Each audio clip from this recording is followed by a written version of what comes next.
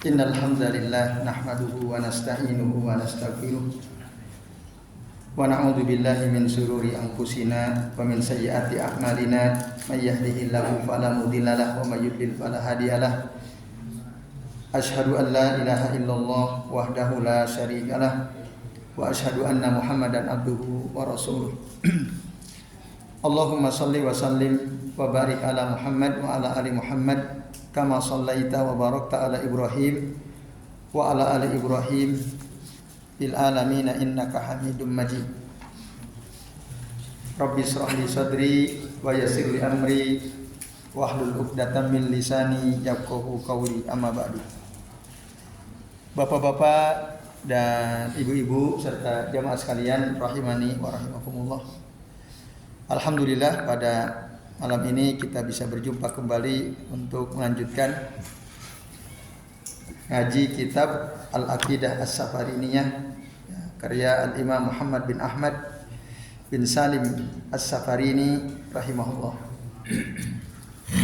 Pada kesempatan malam ini Bapak Ibu kita akan membahas lanjutannya di halaman 51 tentang bab ma'rifatullahi ta'ala, mengenal Allah subhanahu wa ta'ala, yang terdiri dari beberapa pasal ya. Baik.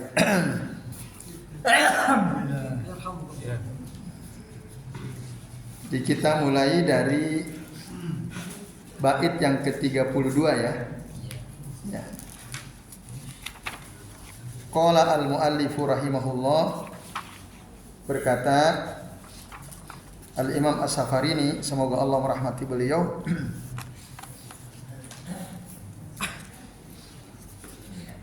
fi ma'rifatillahi ta'ala bi asma'ihi wa sifatihi, mengenal Allah Ta'ala dengan nama-nama dan sifat-sifatnya.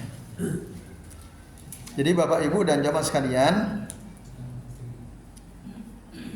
pada bab sebelumnya di mukaddimah ya diterangkan tentang bagaimana kaidah dalam akidah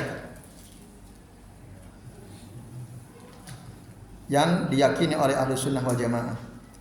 Kemudian pada bab ini akan dibahas tentang penjelasan mengenal Allah Azza wa Jalla dengan nama-nama dan sifat-sifatnya. Ini babun azim ya, ini bab yang besar, bab penting. Karena apa? Ma'rifatullahi azza wa jalla bi asma'ihi wa sifatihi matlubun ala awin kulli muslimin. Karena mengenal Allah Ta'ala dengan nama-nama dan sifatnya adalah sesuatu yang dituntut dari setiap muslim. Jadi setiap kita wajib mengenal Allah Ta'ala dengan nama dan sifat-sifatnya. Maka ilmu yang paling agung menurut keterangan sebagian ulama adalah ilmu yang membahas sesuatu yang paling agung. Apa sesuatu yang paling agung? Allah Azza wa Jalla. Adakah sesuatu yang lebih agung daripada Allah? Tidak ada. Maka seagung-agung ilmu adalah ilmu untuk mengenal Allah Ta'ala. Ilmu yang membahas tentang ya, nama-nama dan sifat-sifat Allah Subhanahu wa Ta'ala, supaya kita kenal Allah Azza wa Jalla. Ini seagung-agung ilmu. Maka beruntunglah Bapak Ibu kita yang punya kesempatan belajar tentang masalah ini. Bab penting ya. Setiap kita wajib mengetahui. Bapak Ibu dan jamaah sekalian, jadi Allah mengenalkan dirinya kepada kita sebagai hamba-hambanya dengan nama dan sifat-sifatnya. Dalam Al-Quran atau dalam sunnah-sunnah Rasul Sallallahu Alaihi Wasallam. Maka di dalam Surah Al-A'raf ayat 180 Allah Azza wa Jalla berfirman, walillahil asmaul husna fad'uhu biha. Allah itu memiliki nama-nama yang baik. Bukan hanya sekedar nama, tapi nama-nama yang baik. Allah sifati namanya dengan nama-nama yang baik, bukan hanya sekedar nama. Kalau kita kan asal aja kadang-kadang ya yang penting ada namanya kan itu. Ada anak lahir waktu Covid dikasih nama Abdul Covid gitu. Waduh, itu kacau balau gitu ya. Ngasih nama anak Abdul Covid, berarti hambanya si Covid. Wah, itu syirik, itu bahaya itu. Ya, tapi ya begitulah orang. Ada orang yang dia ngasal gitu. Banyak orang dikasih nama ngasal, yang penting ada namanya. Allah seluruh namanya itu baik. Allah sendiri yang mendeklar ya. Walillahil asmaul husna. Bahkan Allah menyuruh kita untuk berdoa dengan nama-nama Allah itu.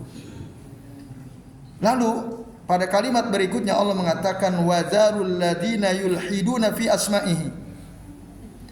Dan tinggalkanlah orang-orang yang melakukan ilhad di dalam nama-namanya. Apa itu ilhad?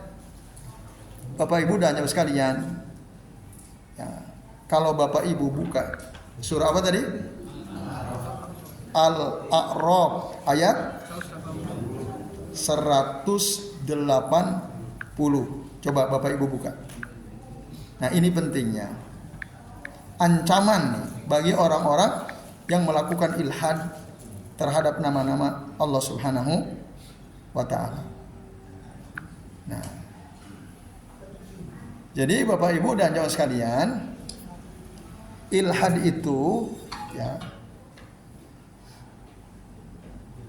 kalau kita baca beberapa tafsir ya, misalnya tafsir yang ringan saja ya, misalnya tafsir Al-Mukhtasar atau tafsir Al-Muyassar atau tafsir Jalalain ya.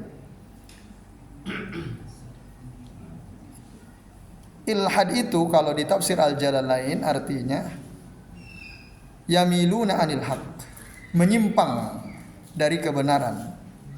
Jadi tinggalkanlah orang-orang yang menyimpang di dalam memahami nama-nama Allah Subhanahu wa taala. Itu Bapak Ibu dan Jamaah sekalian. Nah, kalau dalam tafsir Al-Mukhtasar, yulhidun artinya sama. Beliau mengatakan yamiluna anil haqqi fi hadhil asma bija'liha li ghairillahi aw nab'iha anhu. Jadi orang-orang yang menyimpang dari kebenaran tentang nama-nama Allah Ta'ala, misalnya menamakan sesuatu dengan nama Allah, menamakan sesuatu dengan nama Allah misalnya, atau menafikan nama Allah dari Allah Subhanahu wa taala, termasuk merubah tahrifu maknaha, merubah makna dari nama-nama Allah tersebut, termasuk tasbihu ghairihi biha, menyerupakan selain Allah dengan Allah gitu ya. Melakukan tasbih itu termasuk penyimpangan, ilhad ya. Itu. Maka orang-orang yang melakukan ilhad, apa kata Allah? Sayujzauna ma kanu ya'malun. Kelak mereka akan mendapatkan balasan terhadap apa yang mereka kerjakan. Nah, ini Bapak Ibu, jadi karena apa mereka ini mendustakan Allah, mendustakan Rasulnya, menolak nama-nama Allah atau menamai Allah dengan nama-nama yang Allah sendiri tidak menamakan dengan nama tersebut. Itu nanti akan ada balasannya. Maka tinggalkan tuh. Nah, ini pesan penting dari Allah Ta'ala. Jadi kalau ada orang menolak nama Allah, menolak sifat Allah, merubah nama dan sifat Allah Ta'ala, tinggalin. Jangan diikutin. Ada nggak orang yang menolak kalau Allah itu turun ke langit dunia? Banyak. Gak usah diikutin orang seperti itu. Tinggalin. Ustadz top lagi ya. Ustadz Fauzi bukan? Itu Bapak Ibu. Ini Allah yang menegaskan. Ini perintah. Wadzarul ladzina yulhiduna fi asma'ihi. Faktanya banyak banget itu. Menyimpangkan nama-nama Allah dari makna zahirnya. Nah, dengan melakukan misalnya tahrif atau taktil atau tasbih atau tamsil atau takyif. Nah, itu orang-orang yang begitu itu tinggalin kata Allah. Tinggalin. Dan kelak mereka akan mendapatkan balasannya. Nah, maka ngeri Bapak Ibu ya. Kalau kita enggak belajar tentang ini, bagaimana akidah Ahlussunnah wal Jamaah tentang nama-nama dan sifat Allah Ta'ala, wah kita bisa ikut-ikutan orang yang melakukan ilhad. Karena apa? Menurut akal masuk gitu. Ada seorang ustadz ya, dengan sangat semangat 45 gitu menerangkan. Jadi nggak benar kalau Allah itu istawa bersemayam di atas arsy, itu nggak benar katanya. Allah itu ada di mana-mana. Nah, lalu dia mengutip beberapa ayat Al-Quran gitu. Tapi menolak ayat, bahkan sampai tidak kurang dari 8 kali Allah menegaskan Allah itu istawa di atas arsy-Nya. Nah itu Bapak Ibu dan jamaah sekalian. Nah, orang-orang seperti itu melakukan ilhad, maka harus di ilhad pakai dal ya. Ilhad, jangan sampai keliru menyebutnya. Ilhad. Nah itu Bapak Ibu kita bisa lihat di surah apa? Al-A'raf ayat 180. Ilhad itu bahaya. Ilhad pada nama-nama Allah itu berbahaya. Nah, karena tadi dia termasuk mendustakan Allah dan Rasulnya. Makanya dia pasti akan dibalas nanti oleh Allah Ta'ala. Nah, kalau kita baca tafsir Al-Mukhtasar bahkan dikatakan mereka itu akan mendapatkan al-azabu al-mu'limu bimakanu ya'malun. Akan mendapatkan azab yang pedih disebabkan karena perbuatan mereka melakukan ilhad. Nah, kalau Bapak Ibu buka ya di tafsir Al-Mukhtasar. Nah, ini Bapak Ibu dan jamaah sekalian. Nah, jadi ya, terkait dengan nama-nama Allah Ta'ala itu, Allah mengenalkan dirinya dengan nama-nama dan sifatnya yang baik ya. Oleh karenanya Bapak Ibu dan jamaah sekalian, kita harus mengimaninya dan menetapkannya gitu. Maka seluruh nama-nama Allah Ta'ala pasti apa? Mengandung sifat. Allah itu misalnya As-Sami'u Al-Basir, Maha mendengar, Maha melihat. Mengandung sifat apa? Kalau Allah Maha mendengar berarti Allah memiliki sifat apa? Sifat pendengaran. Nah, Allah itu Basir. Salah satu nama Allah Basir, Maha melihat. Berarti mengandung sifat apa? Penglihatan. Nah, itu. Kemudian misalnya Allah itu Qayyum. Apa nih Qayyum?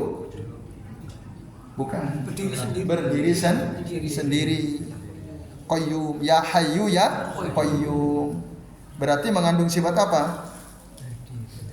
Ya, mandiri ya, tidak butuh kepada apapun, bukan kepada orang, bahkan kepada makhluk pun tidak butuh ya. Nah, itu Bapak Ibu. Jadi setiap nama Allah pasti mengandung sifat. Nah, ini penting Bapak Ibu dan sekalian. Oleh karenanya ya, karena seluruh nama-nama Allah itu baik, pasti punya makna. Makanya Allah menyuruh kita untuk berdoa dengan nama-nama tersebut, bertawassul dengan nama dan sifat-sifat Allah tersebut. Ya, zat yang kita takuti, yang kita harapkan. Nah, ini Bapak Ibu dan sekalian. Itu mukadimah dari bab ini. Lalu pada bait yang ke-32 Al-Imam As-Safarini mengatakan awwalu wajibin 'alal abidi,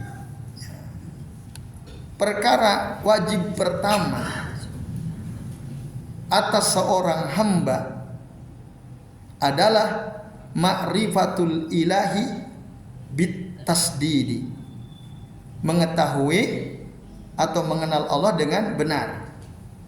Itulah perkara wajib pertama bagi atas hamba itu, mengenal Allah dengan benar. Ma'rifatul ilahi bit tasdid.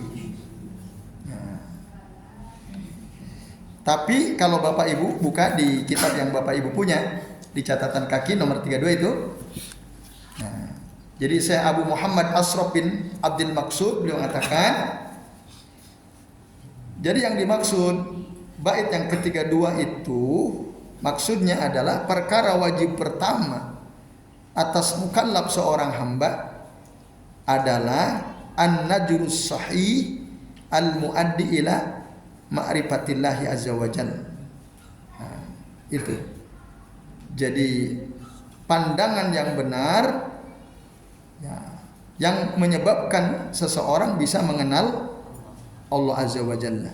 Tapi ini kata si pentahqiq kitab ini ya, saya Abu Muhammad Ashraf bin Abdul Maqsud, yunaqidu amrayn. Ini bertentangan dengan dua perkara. Nah, ini beliau meluruskan kalimat ini ya. Jadi perkara wajib pertama atas seorang hamba adalah mengetahui atau mengenal Allah Azza wa Jalla. Ini dikritik oleh siapa? Saya Abu Muhammad Ashraf bin Abdul Maqsud, bahkan termasuk oleh saya Al-Fauzan hafizahullah ta'ala. Nah, gimana maksudnya Bapak Ibu dan teman sekalian? Jadi perkara wajib pertama atas seorang hamba itu ya, adalah bukan mengenal Allah, melainkan beribadah kepada Allah. Itu. Ini catatan penting saya kira ya. Jadi awal wajibin alal abid ibadatullahi azza wa jalla. Itu. Makanya Rasul menyuruh umatnya ya untuk ngajari anak-anaknya sejak dini sholat. Itu dulu, ibadah dulu. Kata Nabi apa? Muru auladakum bis sholati li sab'in. Perintahlah anak-anak kalian untuk sholat ketika usianya 7 tahun. Wadribuhum alaiha li asrin. Dan pukullah mereka kalau nggak mau sholat ketika usia sudah 10 tahun. Wa farriqu bainahum fil madaji. Dan pisahkanlah anak-anak kalian itu di tempat tidurnya antara laki dan perempuan. Jadi Rasul tidak menyampaikan kenalkanlah mereka kepada Allah dulu. Tidak. Karena apa? Mengenal Allah itu secara fitrah. Itu udah pasti. Orang secara fitrah lambat laun dia akan kenal Allah Subhanahu wa taala. Tapi yang pertama kali diajarkan ibadah dulu. Atau ketika Rasul mengutus Mu'adz bin Jabal ke Yaman, apa yang pertama kali untuk disampaikan kepada penduduk Yaman? Syahadat. Syahadat dulu. Saya itu apa? Salat kan itu. Jadi bukan kenali Allah dulu. Tidak. Karena apa? Itu otomatis gitu. Nah, ini catatannya dari beberapa ulama terhadap perkataan Al-Imam As-Safarini. Nah, Bapak Ibu, boleh enggak ulama terdahulu dikritik oleh ulama belakangan? Boleh. Asal dengan ilmu. Nah, kan dalilnya jelas tadi. Dalilnya. Mungkin enggak ulama itu keliru? Sangat mungkin. Jadi jangan anti kritik. Ya. Lalu jangan marah kalau ulama kita dikritik, diberi catatan. Jangan dibela mati-matian. Ada nggak orang membela mati-matian meskipun saya dibela terus? Ada. Ya. Kalau salah kita harus akui, ya, ini harus diluruskan dan seterusnya.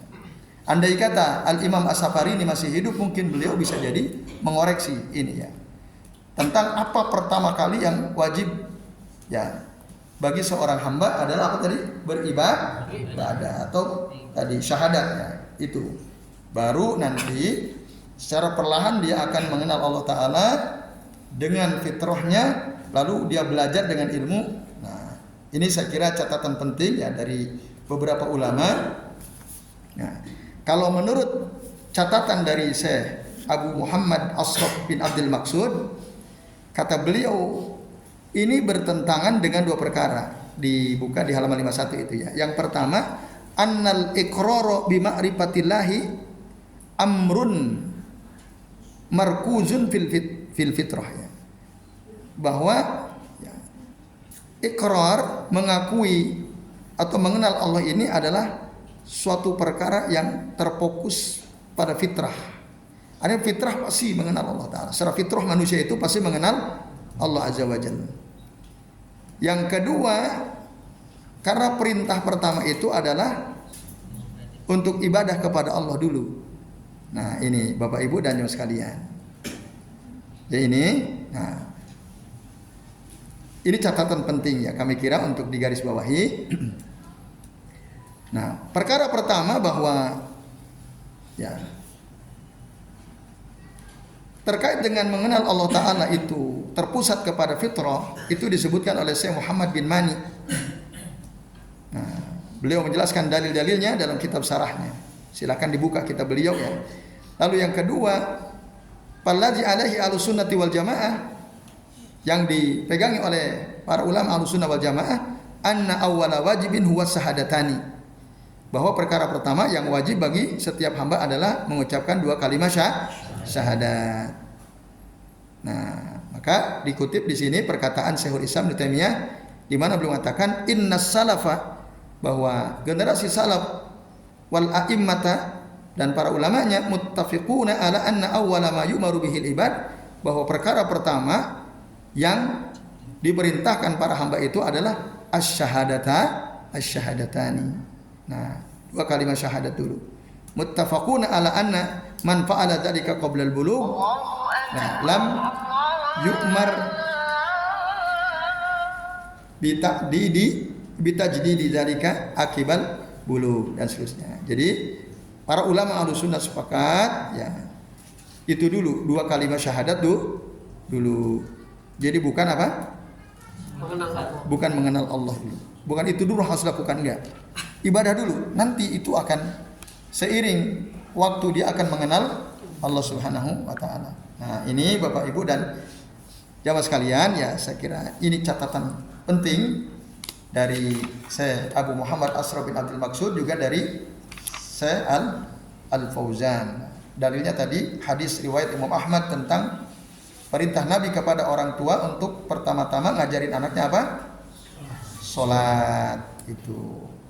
Karena kata beliau, lam yakul an-nabiyyu sallallahu alaihi wasallam arrafuhum billah. Nabi tidak mengatakan kenalkan dulu anak-anakku dengan Allah, tidak.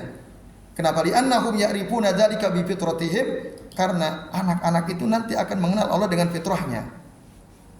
Karena mengenal Allah itu maklumah bil fitrati, akan diketahui dengan fitrahnya, maka perkara pertama yang wajib atas seorang hamba ibadah kepada Allah. Ketika ada orang kafir masuk Islam, apa yang pertama harus lakukan? Syahadat dulu.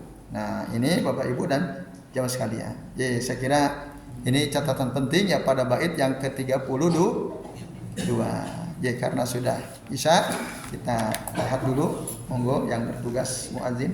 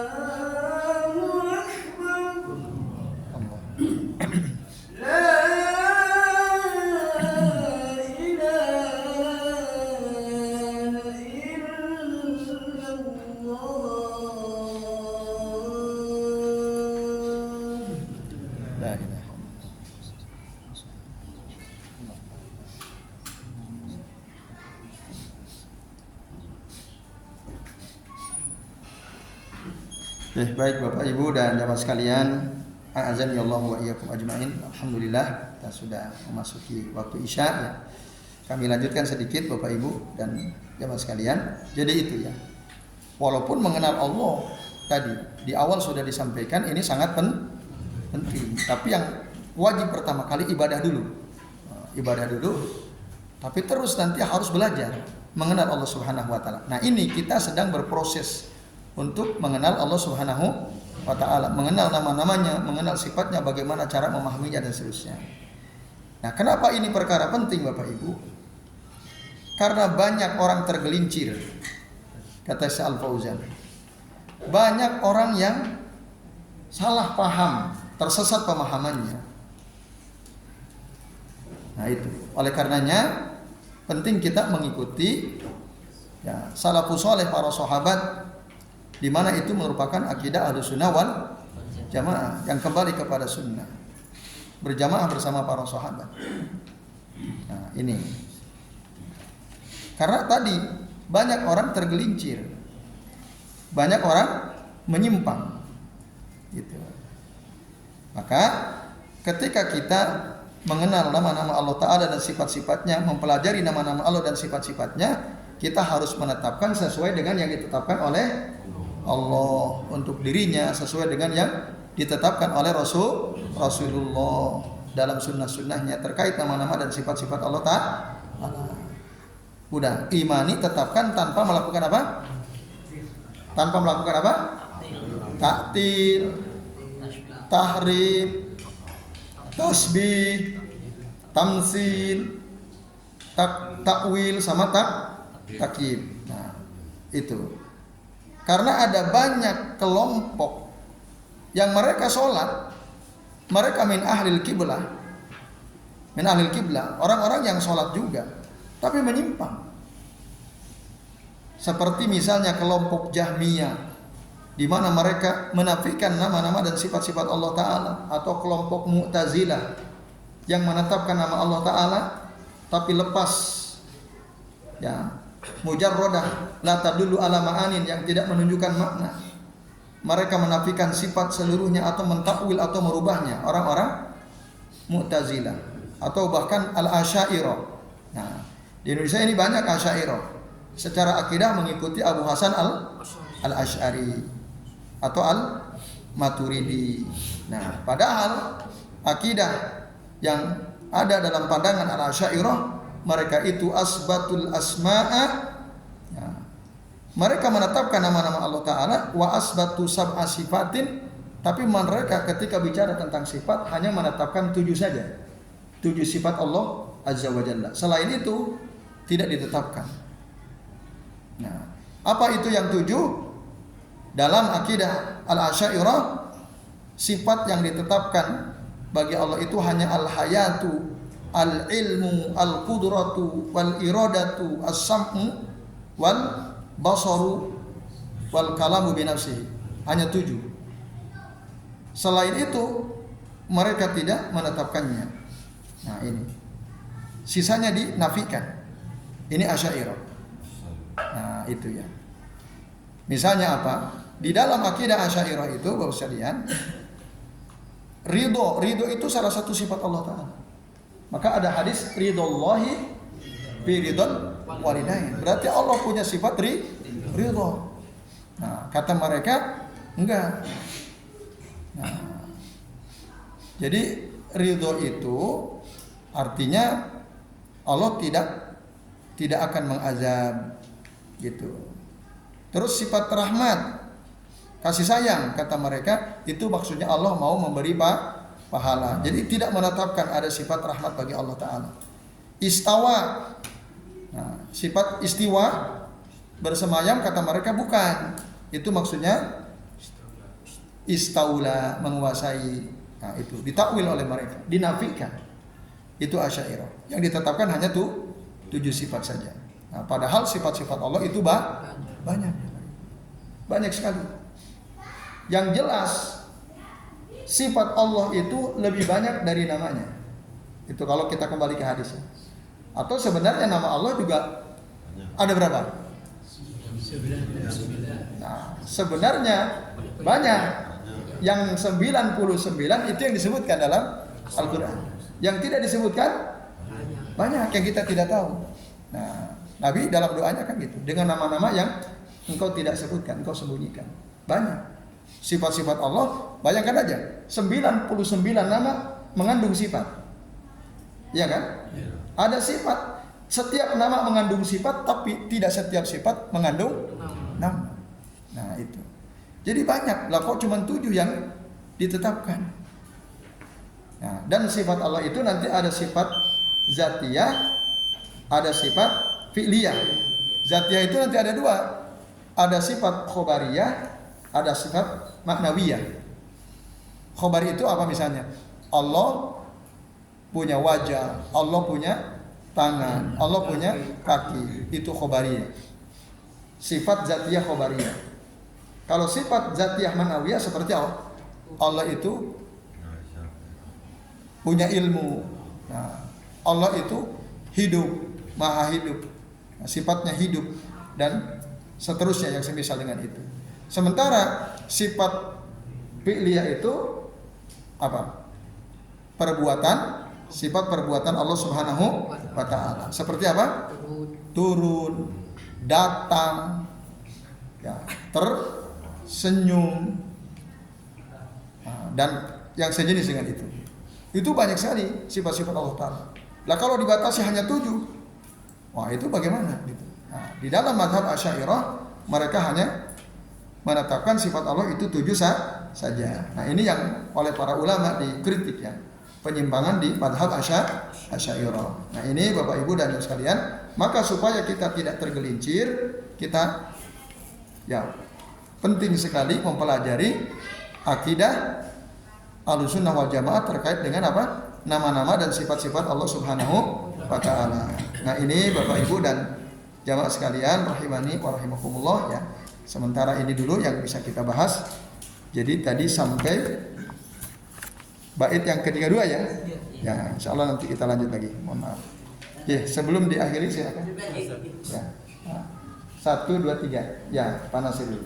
Saya mau mempersoalkan yang ilhad. Itu para pembimbing haji dan umroh itu dalam hal punya pesantren itu sepanjang saya dapat ilmu dari Ustaz, saya menanggapi dia masih melakukan itu ilhad. Iya, pertanyaan saya adalah misalnya apa? Yang masalah kekuasaan Allah itu, jadi tangan Allah itu kekuasaan. Oke, ya. Bukan tangan tapi kekuasaan dan sebagainya. Ya. Pada saya itu dalam kitab Nawaqidul Islam itu dia masuk dalam pembatal Islam enggak? Kalau pembatal Islam apa ya udah punya pesantren, punya banyak. Kayaknya aneh ya. Ya. Terus yang kedua itu mengajarkan anak kok dari mulai ibadah. Itu tadi Ustaz mengatakan apakah boleh ulama dikritik? Apa maksudnya itu mengkritik kitab As-Sulul Salasah?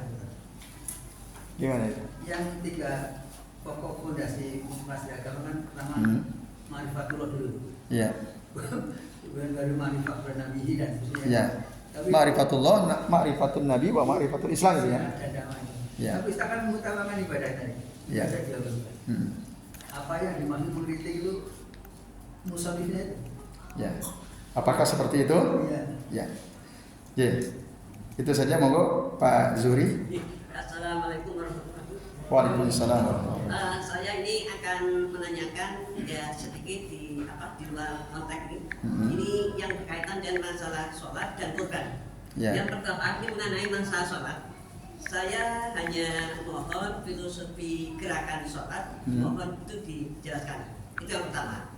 Terus yang kedua itu mengenai masalah kurban. Bahwa seorang anak itu ketika bayi itu kan sudah dihakikoi. Berapa tahun kemudian dia dikurbankan. Dan bagaimana hukumnya sementara ini anak itu belum balik? Ya. Terima kasih. Belum balik, bukan anaknya dikorbankan ya? Berkorban atas nama anak. Ya. Ya. Oke Pak, terima kasih. Monggo Pak, lu kita. Apa yang dimaksud secara fitrah manusia itu mengenal Allah? Apakah artinya itu telah mengenal atau lambat laun akan mengenal? Karena saya pernah membaca bahwa di alam roh manusia itu telah diberi pengetahuan oleh Allah tentang Allah sendiri. Ya.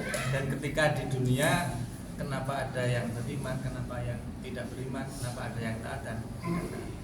Ya. Itu ada. Ya. Ya, baik. Baik, pertama Pak Nasir ya. Ilhad tadi apa artinya? Melakukan penyimpangan dari yang benar, dari kebenaran ya, termasuk melakukan tahrif, melakukan tasbih, melakukan tamsil ya terhadap nama-nama Allah Subhanahu wa taala dan sifat-sifat Allah Subhanahu wa taala. Nah, itu ya Bapak Ibu dan sekalian. Dan orang-orang yang melakukan ilhad tadi kita disuruh apa oleh Allah? Untuk meninggalkan mereka. Jangan ikutin mereka. Ya, karena berbahaya gitu. Dan bahkan mereka itu diancam. Di akhir ayat gimana?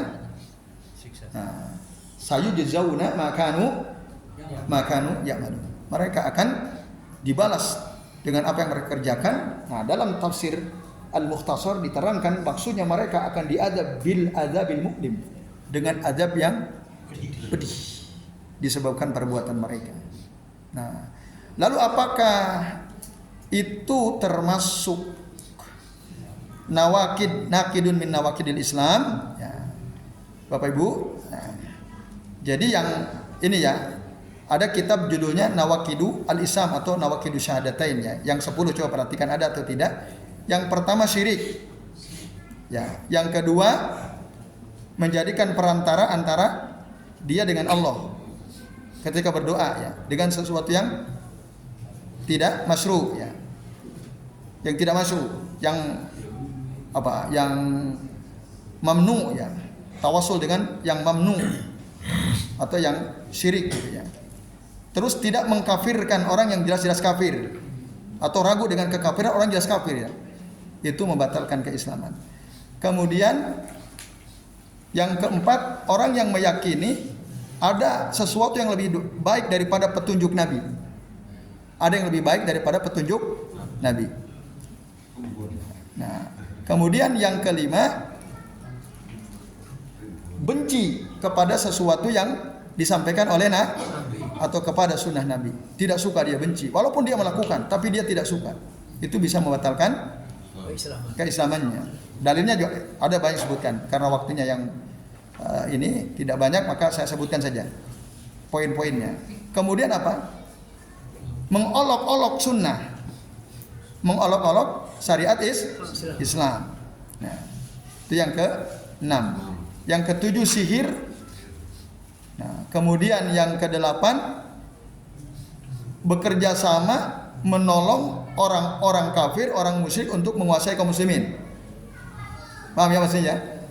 Nah, misalnya dalam pemilu tuh ada calon pemimpin satu muslim, satu kafir. Wah, kita malah jadi tim suksesnya orang kafir. Nah, itu bisa membatalkan keislaman.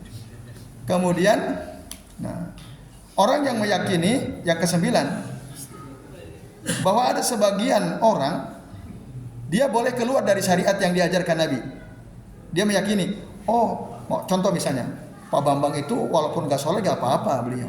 Nah, karena kan beliau ini sudah levelnya udah di atas kita, udah wali. Makomnya lain. Maka kalau beliau nggak sholat atau nikah isinya lebih dari 4 itu boleh misalnya meyakini ada seseorang yang dia boleh keluar dari syariat Nabi. Nah, ada nggak orang yang seperti itu? Ada. Ya, dia nggak sholat Jumat ya nggak apa-apa. Wong dia sholat Jumatnya di Mekah, sholat Jumatnya. Nah, sorenya ada lagi di Indonesia gitu ya, di rumahnya. Nah, itu bahaya ya. Kalau ada orang meyakini seperti itu. Lalu yang ke-10, orang yang berpaling dari agama Allah, tidak mempelajari Islam dan tidak mengamalkan syariat Islam. Ilhad masuk atau tidak? Ilhad masuk atau tidak? Yang mana? Nah, secara spesifik tidak, tapi secara spesifik tidak ada ya, tidak ada. Berpaling an dinillahi azza wajalla. Berpaling beda dengan ilhad. Al-i'rad dan ilhad tentu berbeda. Itu Pak Nasir. Jadi ya, meskipun demikian ilhad tetap ya, suatu keburukan, kemungkaran, tidak boleh. Nah, itu. Yaitu. Kemudian apakah tadi awwalu wajibin apa tadi? Alal abidi ma'rifatul ilahi bitasdid. Tadi diberi catatan oleh Syekh Al-Fauzan juga oleh Syekh Abu Muhammad Ashraf bin Abdul Maksud tadi ya. Itu apakah mengkritik kitab Ushulus Salasah? Tidak. Nah, Ushulus Salasah kan kita belajar kitab itu setelah kita beribadah gitu. Setelah kita mengucapkan 2 kalimat syahadat. Ketika kita sudah menjadi muslim yang baik, nah lalu kita belajar kitab Ushulus Salasah. Artinya kitab itu menjelaskan tentang 3 pondasi penting yang harus diketahui oleh setiap muslim. Nah, oleh setiap muslim. Dia harus kenal Allah, harus kenal nabinya, harus kenal Islamnya. Islam itu apa dan seterusnya. Jadi itu panas ya. Jadi bukan itu ya. Itu kitab penting. Bahkan para ulama merekomendasikan kalau kita mau belajar tentang akidah atau tauhid, kitab ya yang muqaddimah ya. Awal-awal yang perlu kita pelajari diantaranya kitab Ushulus Salasah. Nah, kita yang sudah puasa, sudah sholat, ya, rukun-rukun Islam sudah kita lakukan, tapi kita masih gamang, bingung, gimana sih akidah yang benar itu? Nah, itu pelajari kitab Ushulus Salasah. Yaitu panasnya.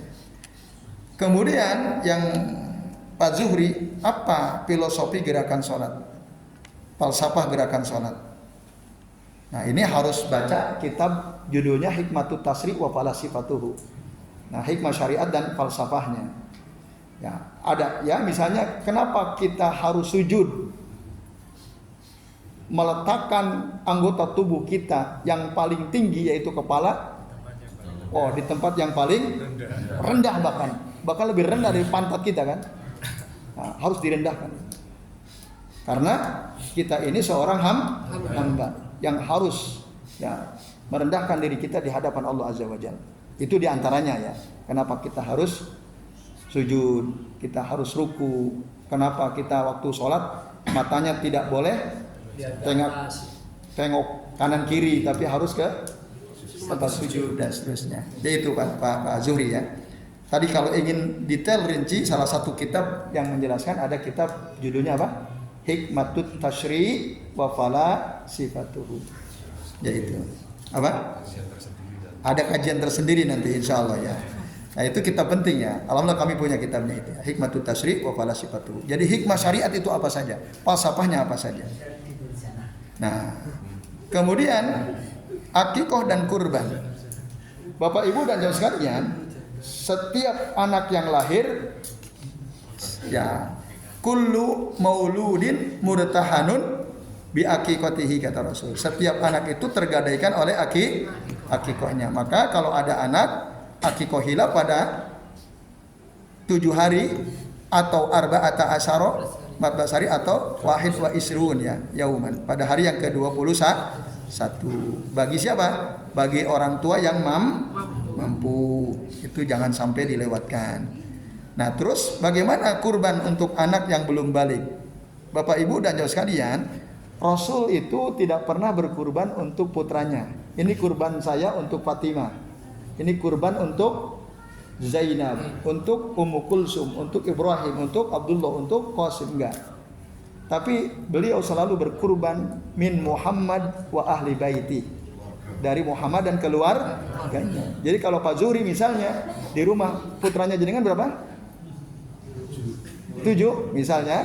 Nah, ya sudah setiap kali Pak Zuhri ada rezeki, ya, dapat kelapangan rezeki berkurban, udah atas nama Pak Zuhri dan keluarga. Enggak usah tahun ini Pak Zuhri, tahun besok istri, tahun besok anak pertama, enggak perlu. Ya. Jadi yang dicontohkan Rasul udah min Muhammad wa ahli baiti. Jadi gitu. Maka tidak, kalau udah begitu tidak ada pertanyaan. Loh itu belum balik kok dikurbanin? Bukan dikurbanin ya? Apa namanya? Bukan dikorbankan. Paham ya maksudnya ya? Ya paham lah. Jadi pokoknya itulah kata Pak Sindi. Jadi gitu Pak Suri ya. Jadi Bapak Ibu yang panjenengan punya keluarga udah. Pokoknya siapa kepala keluarga berkorban atas nama beliau dan keluarganya. Lu keluarga itu apa maksudnya? Nah itu ada pertanyaan dari sebagian orang. Iya. Kan keluarga saya banyak. Saya punya kakak 1 misalnya saya, punya adik 2. Saya punya istri punya adik-adik ipar. Saya punya paman itu. Nah, apakah ketika saya berkurban saya dan keluarga saya itu semua paman saya, bibi saya, ipar kena semua atau gimana? Tidak. Jadi para ulama ya sebagian menjelaskan yang dimaksud ahlu baiti itu maksudnya wa alihi itu adalah orang-orang yang tinggal serumah dan satu dapur. Jadi kalau misalnya Pak Zuhri punya anak 3, ya, yang 2 sudah berkeluarga, sudah misah rumahnya sendiri. Tinggal anak terakhir masih tinggal sama Pak Zuhri, istri dan anak satu rumah. Jadi ketika Pak Zuhri kurban, ini kurban saya dan keluarga berarti Pak Zuhri, istri dan anak yang masih serumah gitu. Lo anak saya nggak kebagian, kasihan. Yang pertama yang udah nikah, yang kedua yang udah nikah, ya suruh kurban sendiri. Nah, mereka suruh kurban sendiri. Nah, ketika punya kelonggaran kan gitu. Ya itu Pak Zuhri. Nah, Ustaz yang memotong rambut dan kuku itu berarti keluarganya itu yang serumah itu sudah. Ya, terutama yang tadi kepala keluarga. Nah, istri dan anaknya itu juga lebih baik kalau sudah ada niat untuk kurban ketika masuk bulan Zulhijjah itu tidak memotong kuku, rambut termasuk melupasi kulitnya. Yaitu Pak Budi. Allahu a'lam bishawab. Kemudian Pak Lukito fitrah.